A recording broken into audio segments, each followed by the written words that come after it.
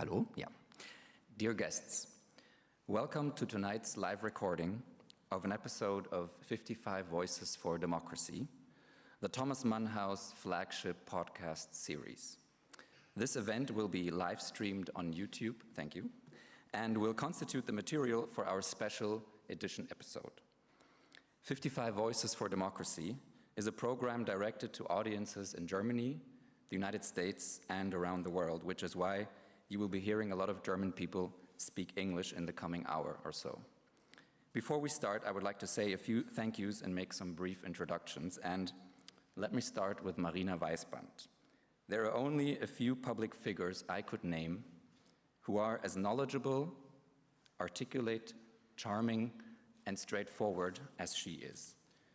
As many others interested in German politics, I became aware of Marina and her work probably around the year 2010 or 2011, when she became managing director of the so-called Pirate Party, an organization which put the topic of digitalization combined with issues such as human rights and data protection on the agenda of the German political discourse.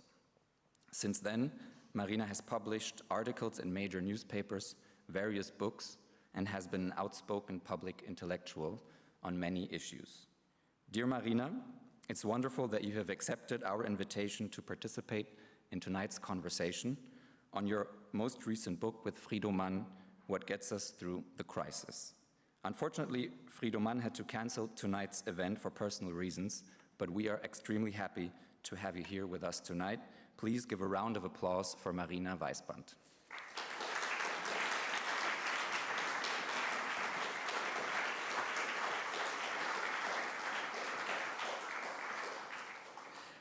We're also honored to welcome Tom Zoellner and Aida Baghernejad, the hosts of 55 Voices for Democracy.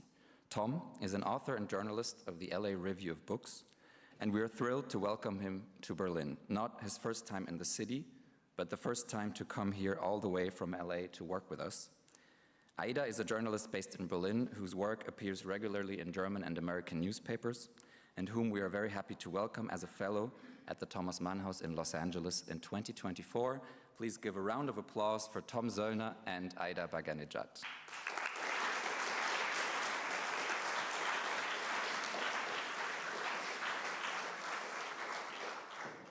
In the name of Villa Aurora and Thomas Mann House, I want to thank the Robert Bosch Foundation for their generous support, as well as the International Literature Festival of Berlin for tonight's cooperation. Finally, I would like to introduce Christine Landfried. Christine is an emeritus professor of political science of the University of Hamburg and the New York University. She has worked on topics such as constitutional jurisdiction, European integration, and the role of art in democratic societies. And she was a fellow at the Thomas Mann House in 2022, as well as a wonderful guest of our 55 Voices for Democracy podcast. Tonight she will kick off our live recording with a short keynote address on the importance of communication and debate for the development of modern democracies. Please give a last round of applause for Christine Landfried.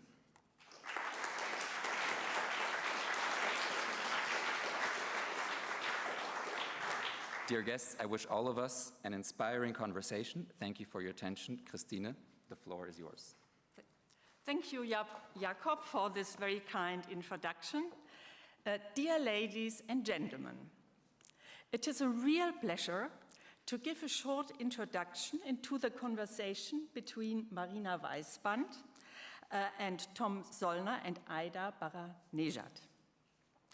As a special issue of the podcast 55 Voices for Democracy. Marina Weisband just has published a book together with Frido Mann in which they discuss the topic, What Gets Us Through the Crisis? An intergenerational conversation. And you all see the book here on the table. Why did I like this book? There are three reasons. First, both partners of this conversation not only are engaged for defending democracy, but for transforming democracy, by activating the participation of people in shaping politics. They characterize such a democracy by a social chord, or you can say a social band, ein soziales Band, which enables citizens, in spite of different interests, to strive for a common future. We find such a chord already in one of the first paintings, reflecting man-made statehood, Ambrogio Lorenzetti's fresco, Allegory of Good Government from 1338 in the town hall of Siena. The figure symbolizing the city of Siena in the sense of the common good gives a vinculum concordiae, a cord of unity, to a group of 24 citizens who then give this cord handed over to Justitia. Such a cord or social bond does not simply exist. It has to be created, and it is only created if citizens participate in the public discourse and experience that their voice counts. In heterogeneous societies of the 21st century, the public discourse should take place across social, cultural, and political divides. In this discourse, as Marina Weisband says, seeing the other in a conversation increases the chance that we understand each other and profit from the exchange of different perspectives for building our future. Such a public dialogue, another interesting point in this context in the book, starts with the capability of a person to reflect in private, to have a dialogue with oneself. Hannah Arendt calls it thinking. Thinking, according to Arendt, is different from knowledge and has to do with moral considerations. Everybody has the capacity to think. It is about telling right from wrong. Thinking becomes decisive in critical moments, when everything seems to fall apart. In such moments, we should, in Arendt's view, examine all accepted doctrines and rules and ask ourselves what is going wrong. That's exactly our current situation. There are so many crises, so many challenges, such a speed of change that more and more people feel helpless and left behind. Therefore, what we need in the current crisis, with populists gaining in power, is realizing the deficiencies of our democracies and finding new ways of communication and new ways of participation of the people. And the results of the discourse and of participation should have a real impact on politics. My second reason why I like this book a lot, Marina Weisband and Frido Mann do not forget about the economic, social, and technological conditions of a lively democracy. The excessive wealth inequality. In 2021, the global top 10 owned 76% of total wealth, while the global bottom 50% owned 2% of wealth. This endangers democracy. Poor people do not have the incentive to participate in politics because they have the impression that politics does not change their situation anyhow. And this impression is by no means wrong. It has been shown by empirical studies that political decisions are primarily influenced by the preferences of people with high income. Moreover, justice has not only to do with the distribution of goods, but also with the question who, in which way, decides about justifiable structures of producing and of distributing goods. In a democracy, all citizens should participate as free and equal in the discourse about how goods are produced and how they are distributed. As this discourse increasingly takes place via online communication, the qualification of this new technology for such a discourse becomes decisive.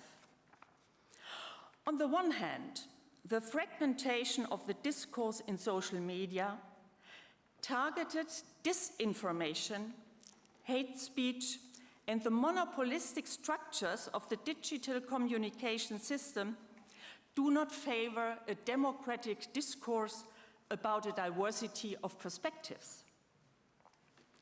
Marina Weisband asks, to whom belong the platforms?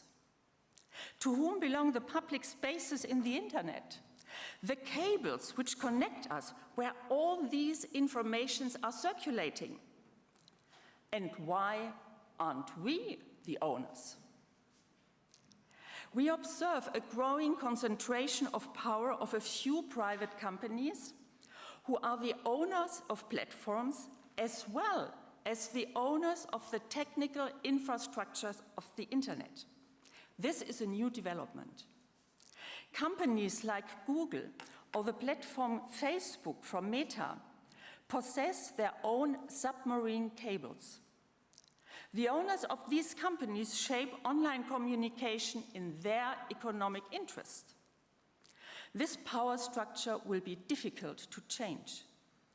If we do not want to give up the idea that a critical public discourse contributes to the problem-solving capacity of politics, self-regulation of these companies will not be sufficient. On the other hand, online communication enriches our discourse with new possibilities and increases participation. Let's take podcasts. This online audio format started its career when in 2004, journalist Ben Hammersley used the term for the first time in an article in The Guardian. In 2005, podcasting was already the word of the year by the new Oxford American Dictionary. In the meantime, for example, in Germany, 29% of the population from 14 years onwards listen to a podcast once a year. The audience, unsurprisingly, being younger than the general population. The possibility of being active, to listen whenever you want, to make a pause, perhaps to listen to some parts of the podcast again. This is the motivation why people are listening to podcasts. Also in a podcast, there is time to discuss a problem more in depth. Since its first episode in 2000, the podcast 55 Voices for Democracy had more than 35,000 listeners, mostly from Germany, the United States, Switzerland, and the United Kingdom. Thomas Mann would have certainly used this new medium, and his 55 radio speeches to the German people via BBC against the Nazi regime inspired my colleague and Thomas Mann fellow Christoph Bieber to call Thomas Mann a podcaster avant la lettre. And the third and last reason now why, in my opinion, the book of Marina Weisband and Frido Mann is important has to do with their approach to be aware of the profound crisis of democracy and nevertheless not to give up in their endeavor to build a more participatory, more just, and more sustainable society.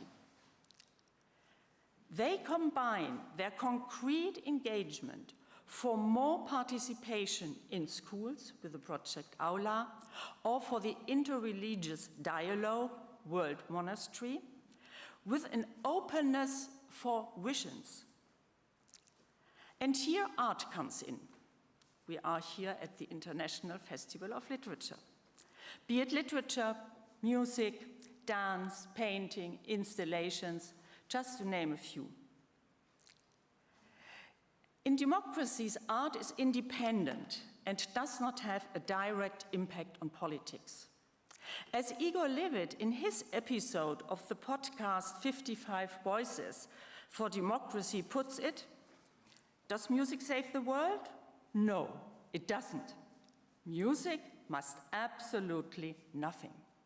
Yet, a concert, in his view, creates togetherness. Art, with its openness for new ideas, shows us counter-images to the real world, opens up our mind for possibilities we have never thought of, and allows us to experience beauty. To cite Luisa Neubauer in her episode of the podcast, we should be longing for something that we then want to build. Art can inspire this quest for meaning. Thus, art contributes to values that indirectly empower and enlighten democracy. At the Biennale in Venice in 2009, Bruce Naumann, with his installation Vices and Virtues, invited us to reflect about the diversity of human characteristics.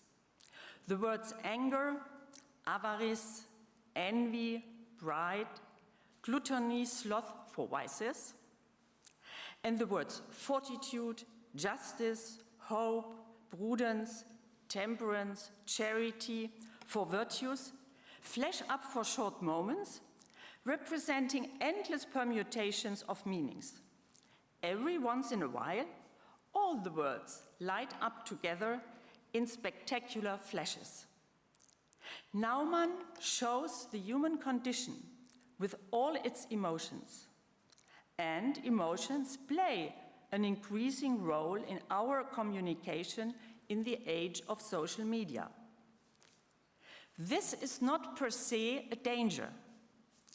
As long as we succeed to transform the emotions into reasonable discourses that are appropriate to democracy, as individuals and as society, we have the choice. Thank you.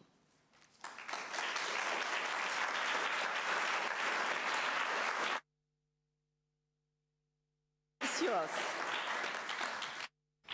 Thank you so much for this thoughtful introduction, dear Christine. And I'm Aida Baghernejad. And I'm Tom Zoellner.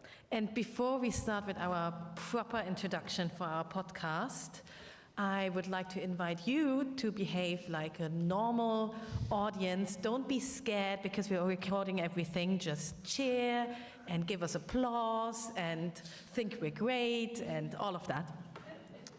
And also, what did I want to say?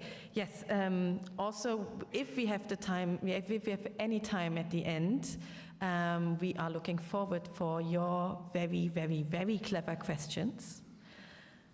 But let's see. So should we start? Yes, this is a live album. Very good. So pretend that we haven't spoken to you yet. And give us a big cheer after this. So, oh, I wanted to say something before we start. You are all witnessing a special moment in time because Tom and I have been recording this podcast together since 2020, fall of 2020. And it's the first time we're recording together in one room.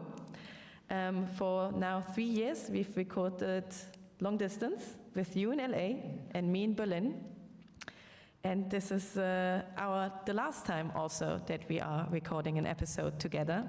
So I'm also a little bit melancholic, dear Tom. Yes, Mann did 55 episodes, and so will we. So please join us in this, beautiful and also sad and wonderful occasion of recording our very last episode of 55 Voices together. And now I will start. This is 55 Voices for Democracy. I'm Aida Baghernejad. And I'm Tom Zoellner. And today we are recording live from the International Literature Festival in Berlin.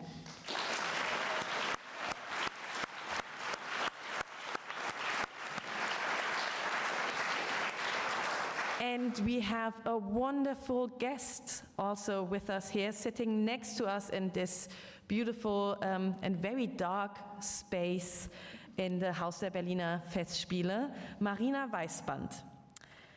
Welcome, Marina. Hi.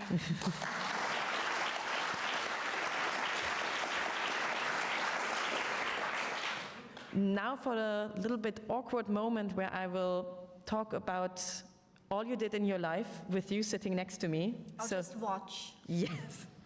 And please correct me if I missed something. Okay. Marina Weisband is a psychologist and an expert on new forms of democratic expression, particularly digital. In 2014, she founded Aula, a project to foster student participation at schools through digital means.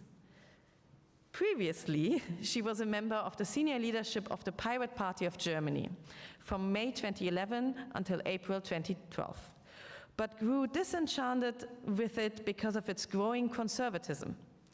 In 2012, she did not stand for re-election to write her psychology thesis on value systems of Ukrainian children at the University of Münster. In 2018, she joined the Green Party of Germany, and she is the author and co-author of several volumes, among them Wir nennen es Politik, we call it politics in English, and Frag uns doch, just ask us, together with Elia Havemann. Her most recent publication, together with Frido Mann, is Was uns durch die Krise trägt, what gets us through the crisis. Again, welcome, Marina. Thank you so much for having me.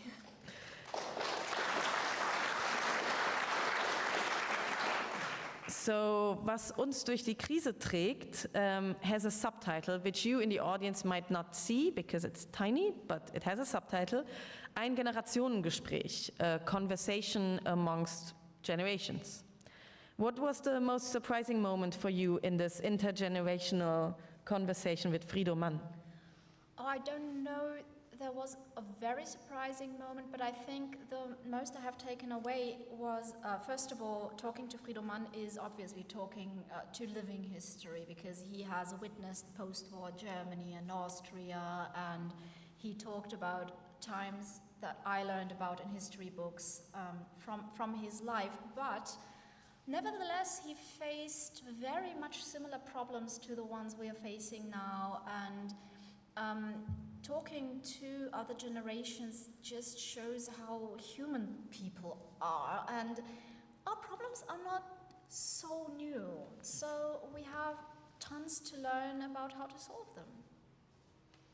Yes, and on that note of intergenerational dialogue, you were elected to a party office, the Pirate Party, at age 24. And for American listeners, I should clarify, the Pirate Party is probably best described as a revolutionary improvisational movement, which had all the benefits and all the downsides of a kind of make-it-up-as-you-go kind of a political movement. You might compare it roughly to the Occupy Wall Street movement in the United States. You ascended to a position of great responsibility in this party at 24. What were the advantages and perhaps disadvantages of being such a youthful face in that fractious time? Also, I cried a lot. Basically, the first 3 weeks after the election, I only cried and I had panic attacks. I think the strongest point is optimism, because we had the kind of optimism that you only ever have when you are young, but that's the kind of optimism you need to create a new party. We did grow very, very fast. We tripled in size from 12,000 members to 36,000 members during the 1 year that I was on the board. And also, when I was elected, we were about 1.8% in the national polls, and when I left, we were at 13% in the national polls. So when you're 23, 24, and you have had no training and you have no resources, I was basically on government funds to get my degree, and no assistance, nothing. It's very complicated to be the public speaker of a party of that size. So that's why I left after a year. But I would never exchange that for anything in the world. I love that I did that because we need young people for their optimism and for their unexperienced view, because only unexperienced people come into politics and say, why does it have to be that way? Can't it be another way? And this is a perspective that we desperately need. So I would like to invite all young people to go into politics. But what can we change about maybe the system of the party system in Germany or even internationally, so that young people can become active in democracy without descending into maybe a burnout or feeling chewed up and spit out? So first of all, parties need to be more open to new talent, obviously. That's easily said, but that requires older people to give up power, very practically. So that's probably not going to happen. But the second thing is our whole party system internationally is based on times when delegates had to ride the horse coach to the capital to represent people. And parties were complete movements that enclosed all the topics. I don't find that to be very timely. I think I would like to vote for specific points, to vote for the Greens in environment and for SPD in social questions. And we see more and more youth activism go towards single goals as opposed to just electing a certain party your whole life because it reflects on your group that you are in, because we are not that static anymore. Society has become very colorful, and people would like to get into politics for a certain goal and not necessarily carry all the other baggage that the party has. So I think we need to have the party system, but then also have a liquid democratic system where you can online participate in on topics. And then we need to have a much more powerful political organization on the communal level, where people meet face to face and where youths know their way around and have very concrete interests. If I will continue, if I may, I would like to talk about your first essay in the book, because I love the title, Deutschland auf der Couch, Germany on the Couch.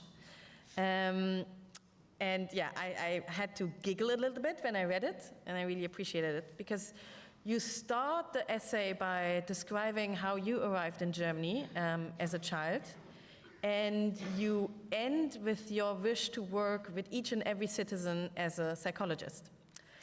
So let me just ask, what is wrong with Germany and the Germans? Oh, they're fine. I like Germany. All my stuff is here.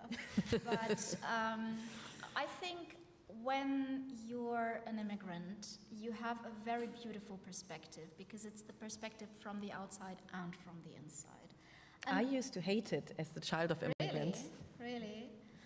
Yeah, me too. But then I came to love it, because it gives you unique insight into what is good and what might be changed and what might be problematic and the ways you can go forward. And as a psychologist, you know, I can't leave my skin. I just like to help everyone. So yes, I would like to put each and every nation on a couch.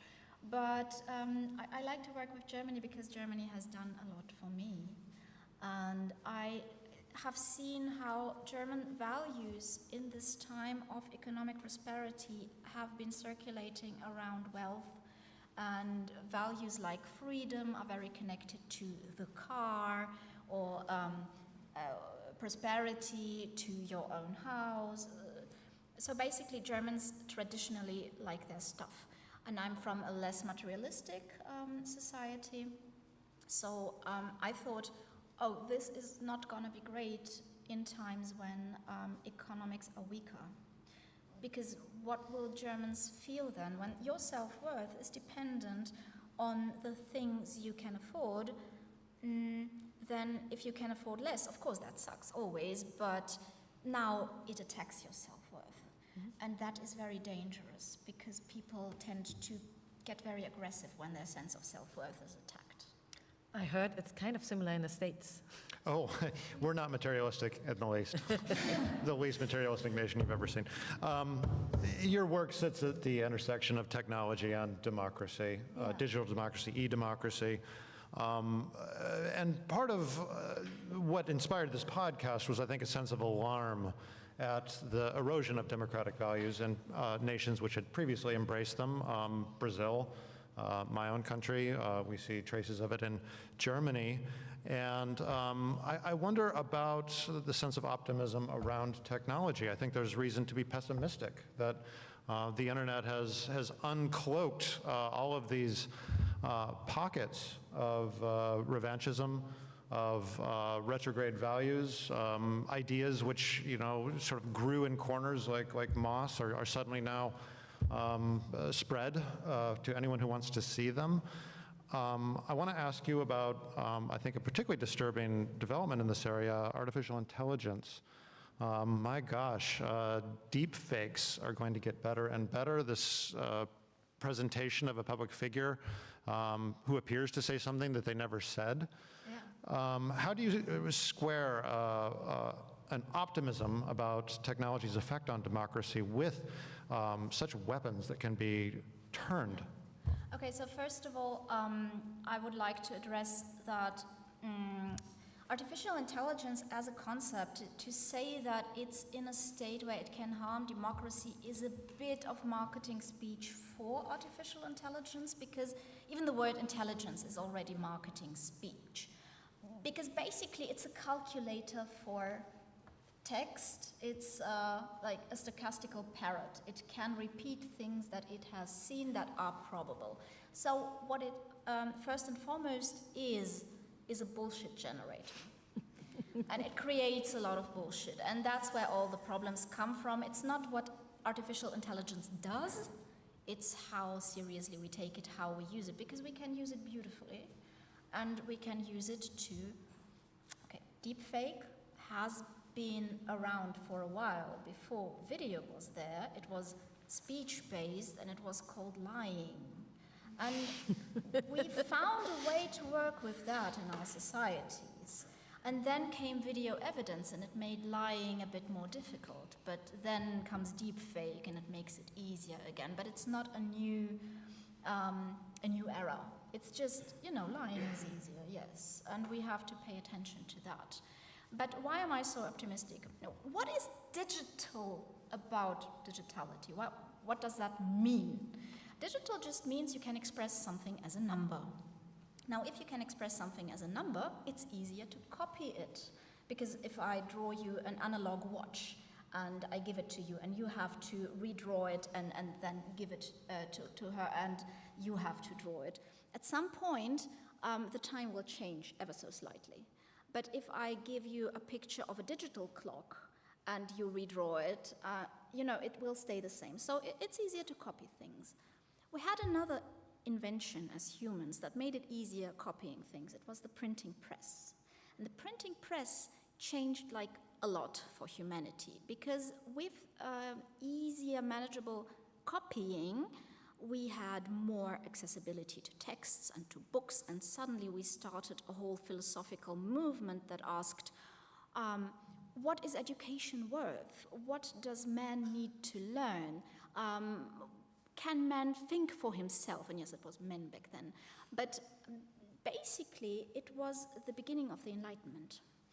And now we have a luxury printing press in our pocket, because it allows us to multiply our thoughts to millions of people, and it's very easy and very fast. So what we need right now is a second age of enlightenment in which we discuss, what does that mean? What responsibility do I have? if I have so much power, what responsibility do I have as an individual? And yeah, you're right. I mean, I'm a Jewish, leftish woman on social media. I know exactly, I wonder sometimes myself, was the internet a bad idea? I don't think so. I don't think the internet or digitalization makes the world automatically, as I used to think in the Pirate Party, automatically more democratic, because we do have all this power now and everyone can share their voice and minorities can easily multiply their voice. But it also doesn't make us less democratic. It's just an enhancer. It enhances what you put into it. So if I'm lazy and I like to lie around on a sofa, with the help of a smartphone, I can more easily lie around on a sofa. And if I am politically engaged and I want to make my voice heard, with the help of a smartphone, I can more easily make my voice heard. And if I want to do a fascism, then with the help of a smartphone, I can more easily do a fascism. So right now, we have two things that we need to discuss. First, what do we put into the internet? The citizens, what kind of society do we build? What kind of education do we make? That's what I do for a living. But the second thing is, how does the internet work on the inside? Because of course it can enhance the more fascist voices, it can enhance the democratic voices, and that's a question of who does it belong to? Who owns the cables? Who owns the code? Who owns the platforms? And why are our public spaces basically the private living rooms of billionaires? And should it stay that way? Because they are not evil. They just have very concrete interests. They want to make money. And if you want to make money by selling attention, which is what they do, you need to get more attention. And our attention as humans works around negative things. It works around our anger and our fear. And so these are the things that the internet in its current form tends to amplify. So my question is, can't we imagine a different internet that belongs to its users? I remember a time when I had a lot of tech optimism. It was about 12 years ago, during a short period called the Arab Spring. Yeah. And I thought, yes, Twitter, remember Twitter? It has a different name now. I thought it could be a tool for democratic discourse. Facebook could foster revolutions. And while I knew they're owned by billionaires, I thought this could still be a force for good. And I have to admit, it feels very, very, very far away now. Yeah. You just alluded already to what you do for a living, the Project Aula. You founded it in 2014, and it uses tech to foster democratic participation in schools. The Pirate Party also used the digital focus approach when it came to decision making, which I, back then, in my early 20s, found very, very interesting. And there are other concepts such as modern forms of liquid democracy, which was in its first form invented by Lewis Carroll, the Alice in Wonderland guy. Did you know? I didn't know until today. So anyway, how can we imagine a better internet? Will these approaches really make a dent? And how can we impact democracy with tech in the future in a positive way? So I'm giving you back your question, basically. Okay, thank you. I'll try to answer it then. So first of all, when we are building an internet, we are basically building a society, because the internet is not a magic box that's outside of society. It's just part of how we communicate. And for some, it's an accessibility tool. For some, it's an organizing tool. The first step is to view and use it as a tool, because we already don't start there. We go into the internet as consumers. We are raised as consumers. We go to school and we consume education. And then we go into the internet and we consume social media and we consume television and we consume goods, and then we have to go to work and consume things.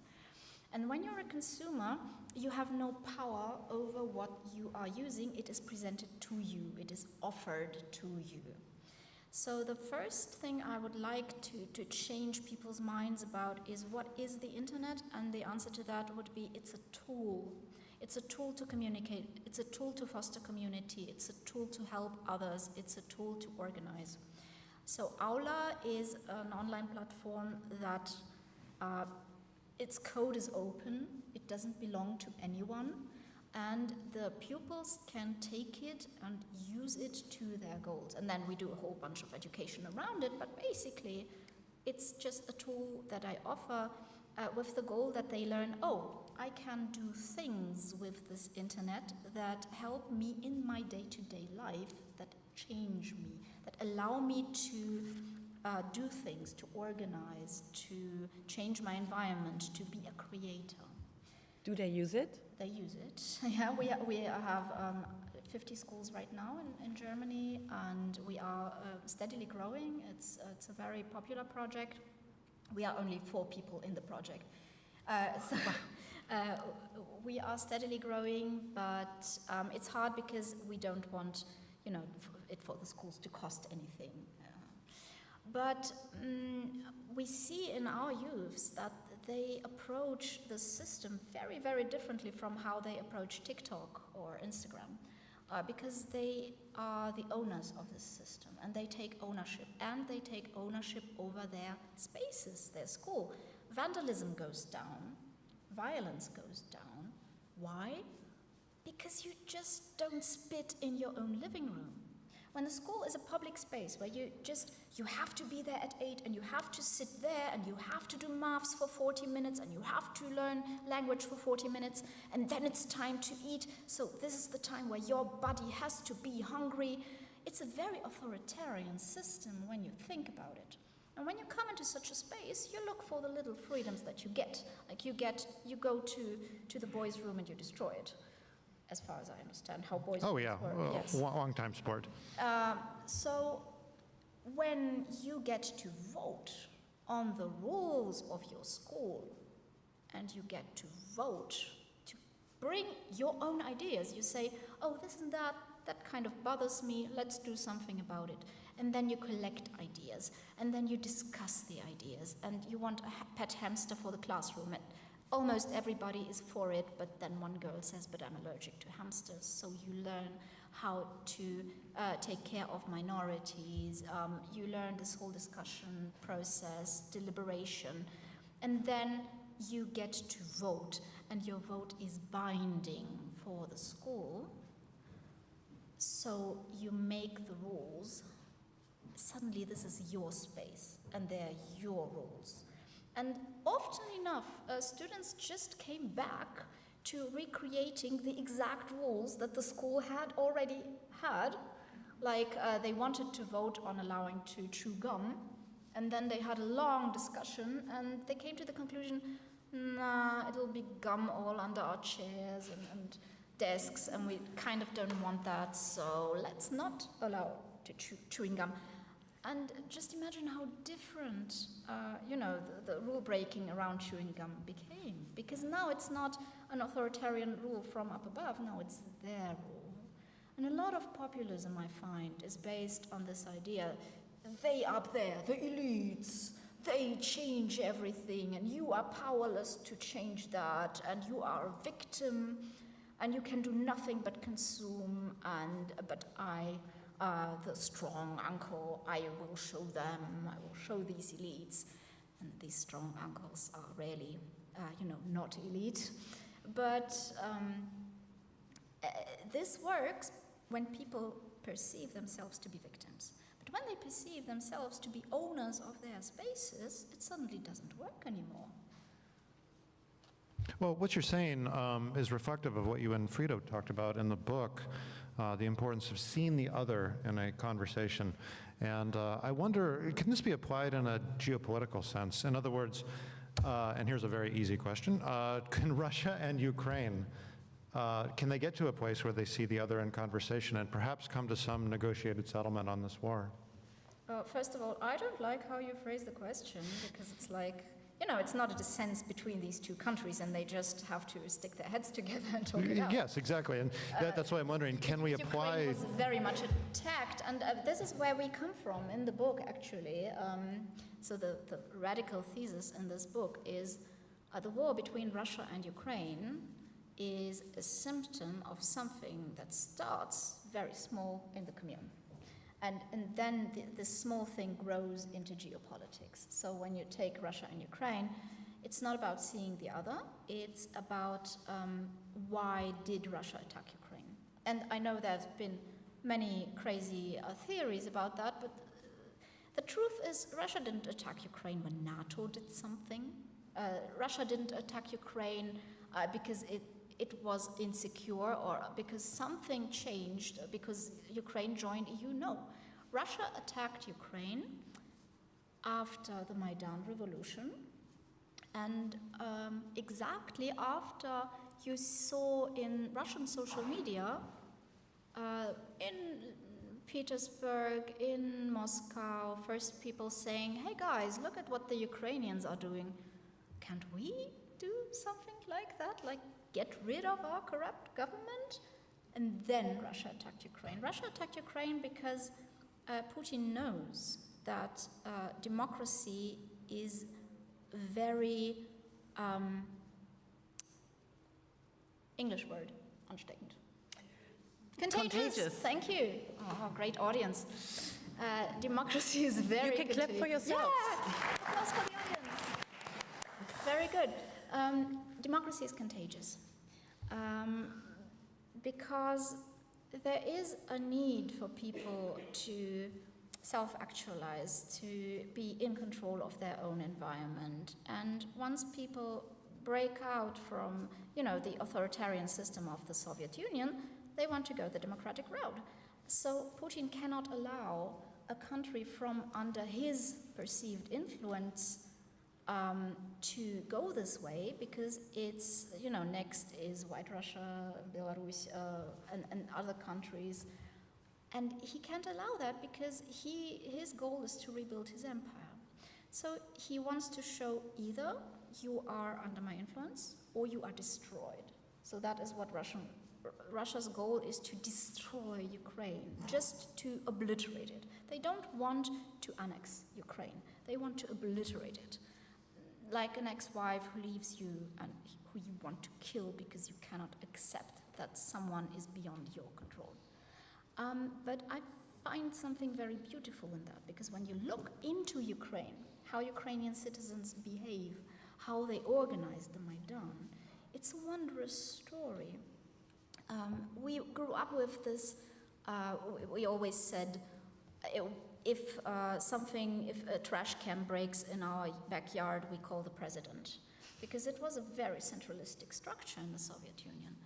And these people who grew up like that as helpless victims, who were educated over years of Stalinism to become helpless victims in an authoritarian society and mistrust of each other, they suddenly went and remembered their shared historical roots that are a bit different in Ukraine, especially in Western Ukraine, than they were in Russia.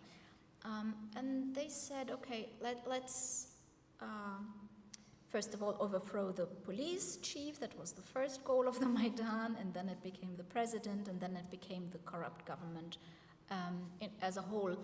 And they organized warm food for the place. 30,000 people came to live in this square, and they organized medical help, and they organized an open university, and they self-organized without leaders, without strong centralistic structures. It was like a miracle to be there, and I had to be there because my grandma made me make 500 burgers for the people there. It was just a new kind of people, and I aspire to that, because Ukrainians right now, I think, are the people in the world who most understand deep down what democracy is, in a way that US citizens and German citizens might have forgotten by being so used to it. If a negotiated settlement is not possible, how does the war end? I think either Ukraine wins, that means Russia goes behind the lines of this invasion, or they die. Let's talk about what gets us through the crisis, maybe, which is the title of this book. In German, there is this saying, wer Visionen hat, soll zum Arzt gehen. Those who have visions should go see a doctor. I've never really liked this saying because I really like to dream. And I like that there is a reference to this, a critical reference, with a little twink in its metaphorical eye, in the book. So, what is your vision for the future? What will get us through the crisis in Ukraine, or the crisis of democracy that we are living through? You see, going through a crisis and having a positive vision for the future are not the same thing. You need to have a positive vision for the future to get through a crisis. Although even that, sometimes not. Because going through the crisis is first of all taking one step after another. I do have a positive vision. I do have a utopian vision of the future. It's a society in which each and every citizen, each and every human has a place and has responsibility and is valued, and it doesn't depend on their productivity. Children and elderly and disabled people and professionals are valued for the things they can bring to the table, for the warmth they have to give, and for the thoughts and feelings they have as humans. And all participate in decision making. That doesn't mean that each and every one of us have to educate ourselves on the financial system and on the ecosystem and on everything, on every single question. I thought I need to know everything. No, you don't. You can. I allow you, but we do divide work between people. We have authority still in such a system. You know, a democratic system, even an anarchic system, still has authority, but it's deliberately given because you know that your partner has more knowledge on something, so you say, okay, you can decide that for me, which is the base idea behind liquid democracy, right? And I envision a society in which we just do things as humans that contribute, but we receive just living conditions, you know, independent of what we bring to the table. And no, I am not a Marxist communist, in case you were wondering. But yeah, that's my utopia, and it's a utopia for a good reason. I don't think such a society is possible tomorrow. But going through a crisis is not about that. Going through a crisis is about learning and hoping and just doing the next step. So right now, times are difficult. I am very afraid of the rise of fascism globally, because fascists are very well connected and share their toolbox and share their narratives and share even, you know, very concrete money.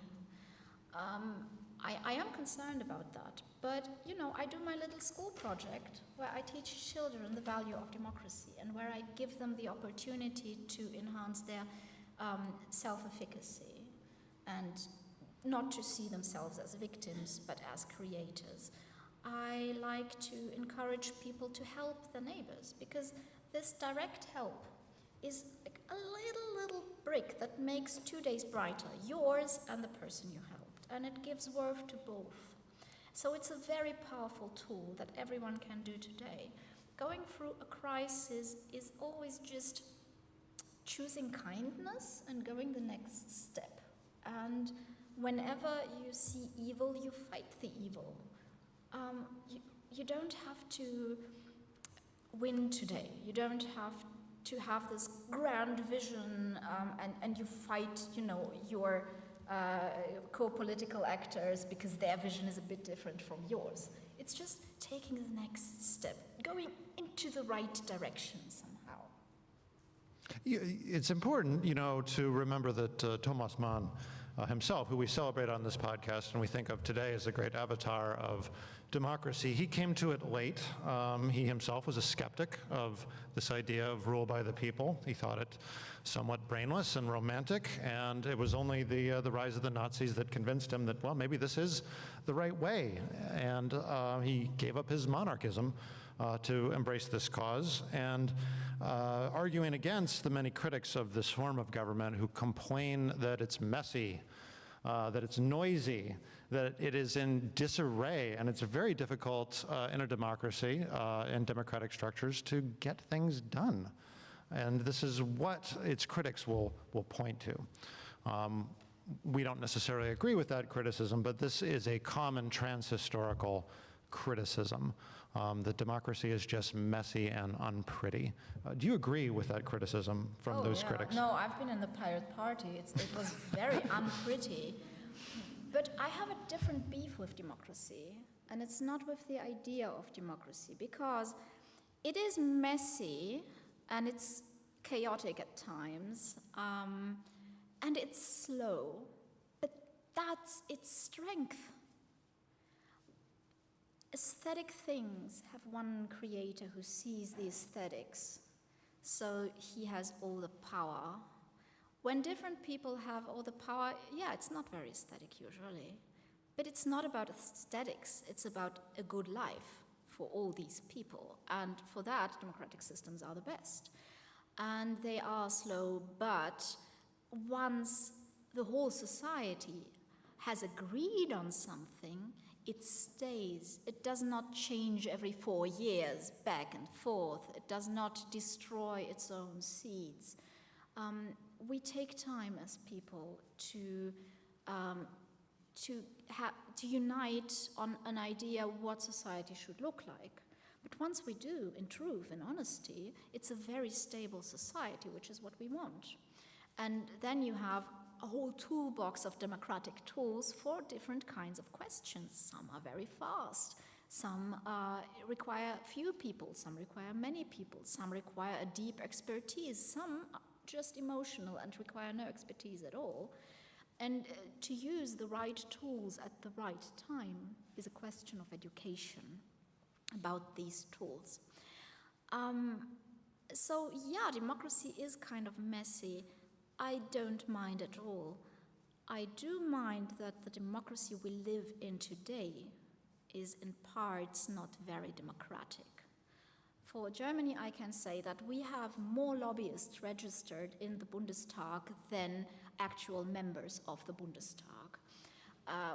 We know how difficult it is to do politics against certain financial interests, for instance, or against certain families who are very powerful. And that if you don't know German politics, that sounds like a conspiracy theory. No, I mean like doing politics against the automotive lobby, right? It's very difficult, and I wouldn't even know what party to vote for to change that. Because there is not a single party in the big ones that even offers such an option. So also the question of social justice.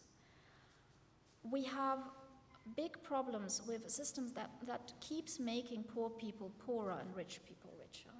And we see the social divide growing over all developed countries, basically.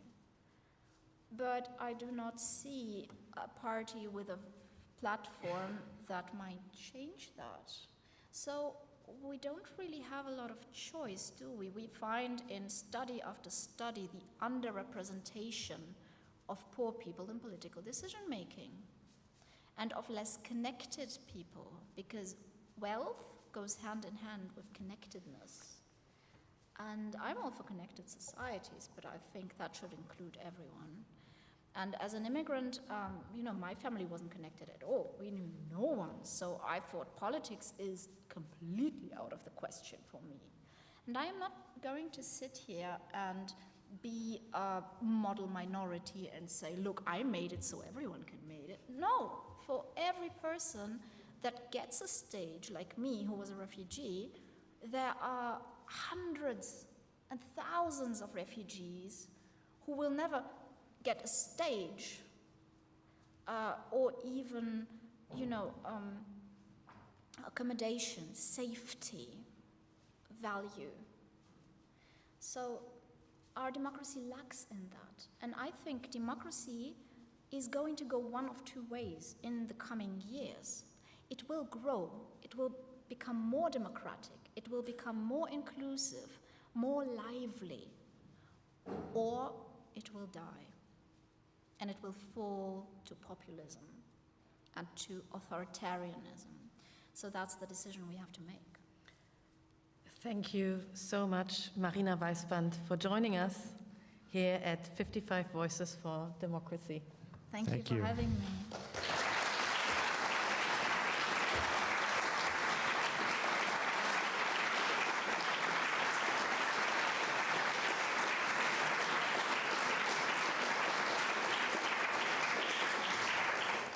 Do we still have time for a few questions from the audience?